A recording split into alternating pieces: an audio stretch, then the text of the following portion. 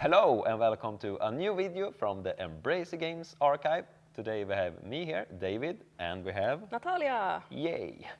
Today, Natalia, we will do a video about the most common questions that we receive, both when people visiting us, but also on social media and on YouTube. There are several questions that sticks out that we get very often, so we will try to answer them in this video. Yeah. Already. Let's go. So the first question is, in which order do we have the games in the shelves? Because a lot of people want to come here and arrange them in alphabetic order and stuff like that, but that is very time consuming and hard for us to keep up. But maybe you can give us some more insight. Because our primary reason of how we put things in the shelves have been actually to upkeep the provenance, so from which acquisition everything comes from. So that's been the number one.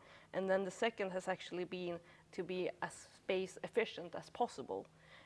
So we actually just put the games or items in our shelves. I think it just happened that we took all the black ones first and then the blue ones. It was just a thing that happened, maybe. And then we actually started to register them. And when we register an item here in the archive, we actually get a number, an object number that goes from 0. And here we have, for example, 3,230 and then 3,231, and they go up. So each shelf, it's an incremental like order of the numbers, and that's what we actually go after. So if I'm searching for Echo, then I might get this number, 3,354. So that's what I'm searching for, because we might have several versions of the same game.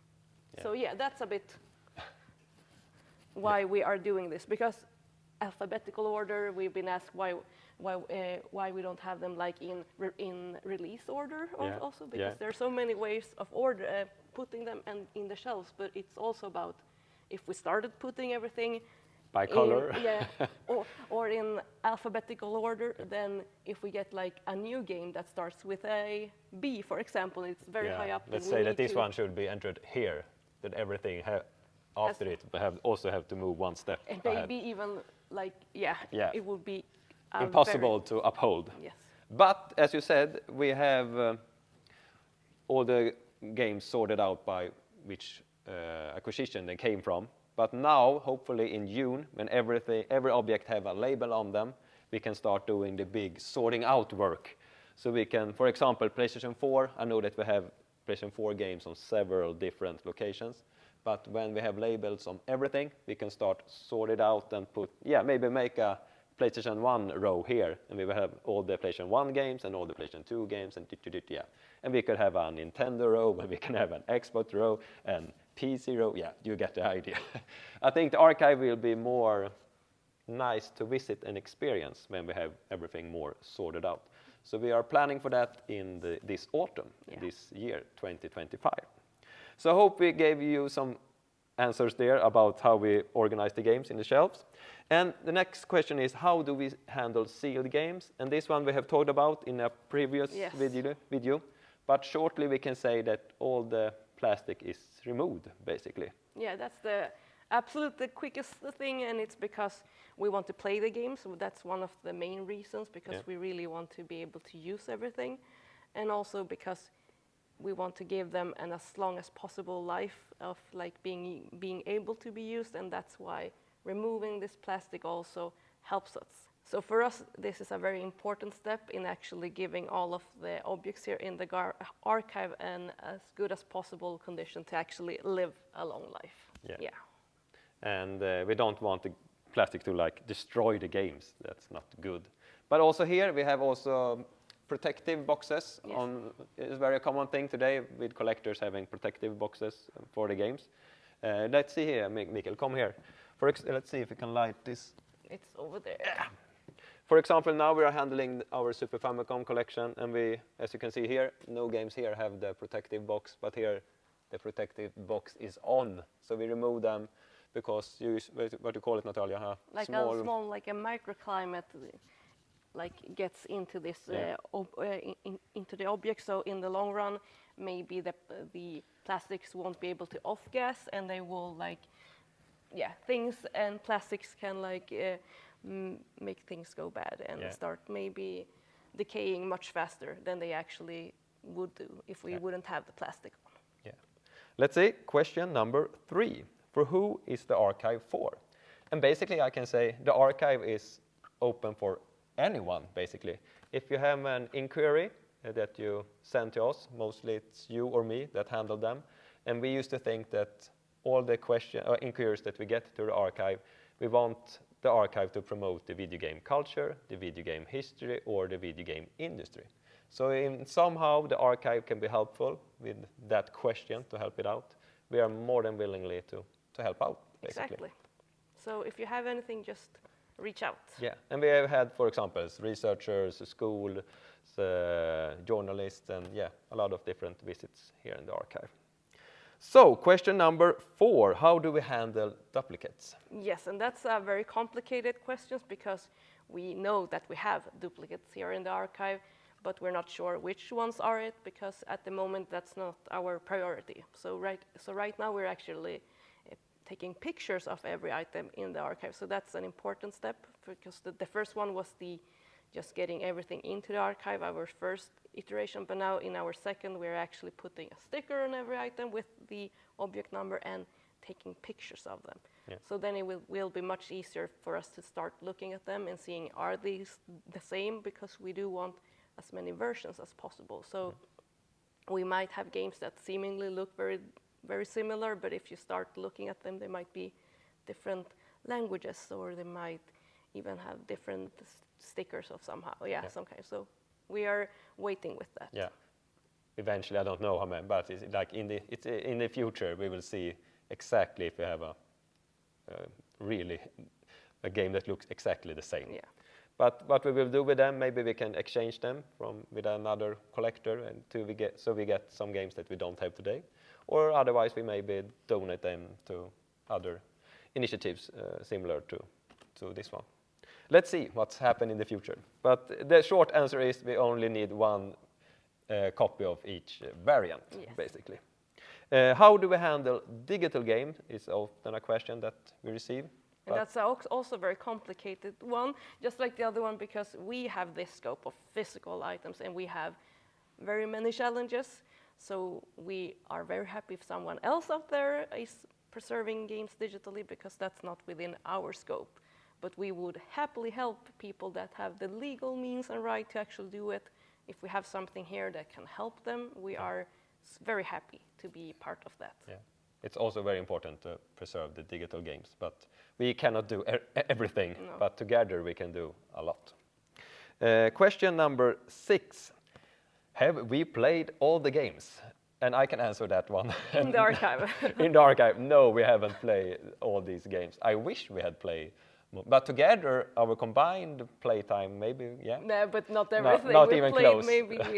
Yeah. I mean, no, we haven't have the time and actually to do that. And we also get the question if you have tested if all the games are working or not. But for now, we presume that everything works until proven not. Exactly. Yeah. But maybe in the future, someone or some people will have the awesome challenge or work in front of them of actually trying things out. But that's maybe in the future. Next question, I would say. Question number 7. Can I donate things to the archive? And yes, you're more than welcome to donate games or other interesting objects to the archive. And now we actually have everything registered in our database, so we can easily see if we have it or not. So if you have something that you want to donate or something that you want to sell, please contact us. And easiest way to do that is to visit our homepage, embracegamesarchive.com, and fill in the form there, and we will answer your question as soon as possible, or your acquisition proposal, or what you call it. Question number 8. Use cases. How have the archive been useful?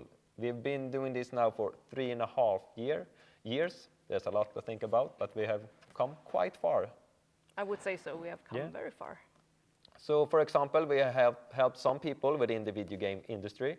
For example, we can move, I don't know, we don't have it, but we have some Atari games, doesn't we? Yeah. Here we have some of the Atari games, not all of them, but That 2600. yeah, exactly.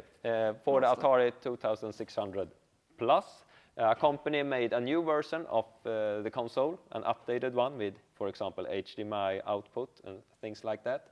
So the company came here and they need to try out the compatibility of all the games, and they also had to try the prototype of the machine. So I think they were here like 3 or 4 times, and today I think the Atari 2600 Plus is compatible with like 99.9% of all the old games, and also new games are being released for it. Yeah. So in that way we could help them out, and we also helped some video game companies with scans of Box art and box manuals. art and manuals and things like that. So that's very nice that because often video game developers, if they have the IP right for an old game to be re-released, maybe they don't have a version of it by themselves. Exactly. So that's why we are a great resource also for them. And we also have schools here, researchers here, and help them out in different ways. We also had Lost in Colt here last summer when they released a book about controllers and peripherals, and they were here for some weeks and did a lot of photoing on our controllers. That was nice. And we also helped out some smaller exhibitions. For example, Bandai Namco were celebrating that Tekken is turned 30 years old. So they had an exhibition here in Sweden with Tekken, and I think we actually, wasn't it this? Yeah, I think we lent. They wanted all the Tekken games, and also we happened to have some of the, what you call it? Do you say game kiosks or? Game pods, game kiosks. I've heard many names, but yeah. So they landed this one, for example, and it was very appreciated, but I could understand. And also a lot of Tekken games, of course. And that's a very cool thing now that we have so much registered in our database. So if you like search for Tekken, you will get a lot of games coming up there. And that's also a thing I can mention, that now we're also working on our mirrored database, because a lot of people ask if they can get access to what's in the archive. And we are really working on that one to make our database mirrored, basically. So eventually, hopefully this year, we cannot promise anything, but we hold our thumbs that we will have it sold out, that you can go into our homepage and like search for whatever and see if we have it or not. So that will be a cool thing. But we will keep you updated. Yeah, we'll keep you updated. And when the day finally comes, we will probably celebrate that we are online, basically. Because that's going to be a very special day. That will be very nice. I hope we answered the questions that we have. And if you have more questions, please don't hesitate to comment here on YouTube, and we will gladly help you out. Is there anything else you want to say, Natalia? Play games. Yeah. Have fun. We love games, and we hope you also love games and want to keep the history alive. Yeah. Take care out there. Bye-bye. Bye.